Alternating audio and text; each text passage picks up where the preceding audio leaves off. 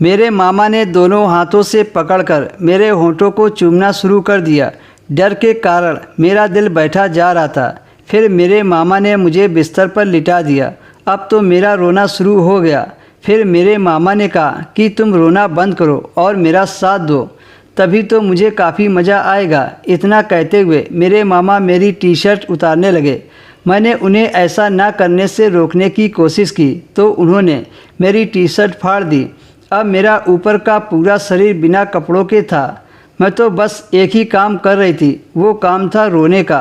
फिर मेरे मामा ने मुझे पीछे की तरफ लिटा दिया और ज़बरदस्ती मेरे ऊपर लेट गए और मेरी छाती को देखकर बोले, ये तुम्हारे तो बहुत बड़े हैं, लगता है तुम यह सब पहले ही कर चुकी हो। तुम्हारा आगे और पीछे का हिस्सा देखकर मैं अपने होश खो बैठा हूँ। फिर वो मेरी छाती के हिस्से को अपने मुंह में बुरी तरह लेकर चूमने लगे। अब मैं भी समझ गई थी कि मैं उन्हें ऐसा करने से नहीं रोक सकती थी। फिर मेरे मामा ने अपना एक हाथ मेरे पैंट के अंदर डाला और मेरे आगे के हिस्से को छूते हुए कहा, अरे मुझे तो ऐसा लगा कि तुम पहले ही यह सब किसी के साथ कर चुकी हो, लेकिन इसे देखकर तो ऐसा लग रहा है कि जैसे आज तक इसे किसी ने छुआ तक नहीं।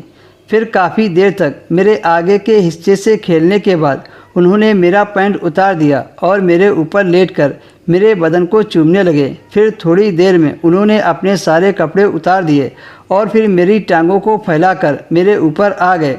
मेरे मामा काफ़ी ताकतवर व जवान थे, इसलिए मैं उनके आगे कुछ भी नहीं कर सकती थी। फिर एक ही झटके में मेरे मामा ने तो मेरी जान ही निकाल दी। इतना दर्द तो आज तक शायद कभी अपनी पूरी ज़िंदगी में महसूस नहीं किया था। अब तो मैं अपना होश खोने लगी थी और मेरे दिल में यही चल रहा था कि यह सब किसी तरह जल्दी ख़त्म हो जाए। काफ़ी देर तक मेरे मामा मेरी छाती और होठों को काटते हुए यह सब करते रहे और आखिरकार अपना काम ख़त्म करने के बाद वो मेरे ऊपर से हट गए। तब फिर मामा बोले, मुझसे गलती हो गई, मैं खुद पर काबू नहीं रख पाया। प्लीज़ इसके बारे में किसी को कुछ मत बताना। मैं बस किसी तरह उनसे बचना चाहती थी, इसलिए मैंने उनकी हाँ में हाँ मिला दी। उसके बाद मैंने जल्दी से कपड़े पहने और जल्दी से नानी के कमरे में आकर अपने घर वालों को फ़ोन करके सब कुछ बता दिया। 1 घंटे में मेरे घर वाले पुलिस के साथ वहाँ पर आ पहुँचे। उस वक्त मेरे मामा अपने कमरे में सो रहे थे। पुलिस ने उन्हें पकड़ा और अपने साथ ले गए।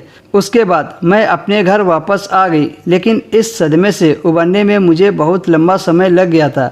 इस डर की वजह से मैंने कहीं आना जाना भी छोड़ दिया था।